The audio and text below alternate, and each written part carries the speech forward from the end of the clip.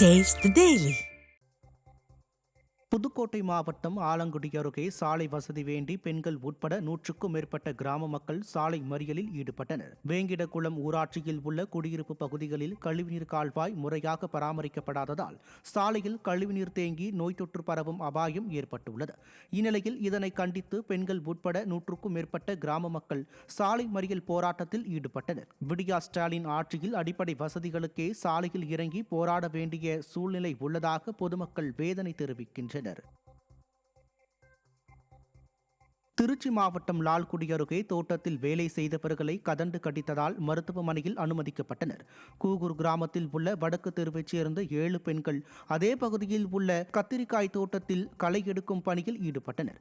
அப்போது 7 பெண்கள் மற்றும் தோட்ட உரிமையாளரை கதண்டுகள் கடித்ததை அடுத்து பாதிக்கப்பட்ட அனைவரும் லால்குடி அரசு மருத்துவமனையில் அனுமதிக்கப்பட்டனர். சிவகங்கை மாவட்டம் மானாமதுரையில் டாஸ்மாக் கடைக்கு தீ வைத்த சம்பவத்தில் ஒருவர் பிடிபட்டார். வைகை ஆற்றின் கரையோரம் செயல்பட்டு வந்த அரசு மதுபான கடைக்கு வியாழக்கிழமை நள்ளிரவில் மர்ம நபர் தீ வைத்ததில் ரூபாய் 30 லட்சம் மதிப்பிலான மதுபான பாட்டில்கள் எரிந்து சாம்பலானது. இதுகுறித்து விசாரணை மேற்கொண்டதில் இளையான்குடி சாலி கிராமத்தைச் சேர்ந்த கௌதம் என்பவர் கடையில் பணம் இல்லாததால் கடைக்கு தீ வைத்ததாக தெரிவித்தார்.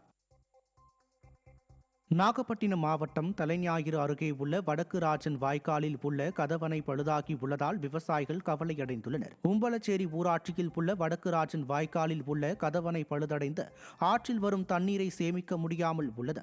கதவணை பழுது குறித்து பலமுறை புகார் அளித்தும் நடவடிக்கை எடுக்கவில்லை என கூறப்படுகிறது. விடிய அரசின் அதிகாரிகள் இதற்கு மேலும் அலட்சியம் காட்டினால் ஆர்ப்பாட்டம் நடத்துவோம் என விவசாயிகள் எச்சரிக்கை விடுத்துள்ளனர்.